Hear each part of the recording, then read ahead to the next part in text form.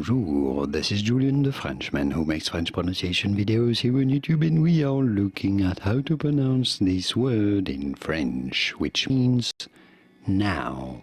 Now as in right now in English. So how do you say it? In France it is pronounced as maintenant. Maintenant. The T is silent. Maintenant. Very often in France, the middle syllable, the T syllable, is actually skipped.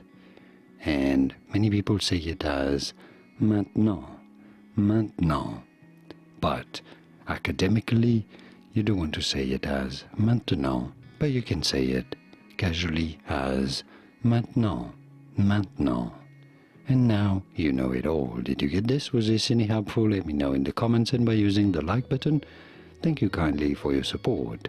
More videos on how to pronounce more interesting words from French whose pronunciations aren't always obvious. I'll see you there to learn more. Thanks for watching.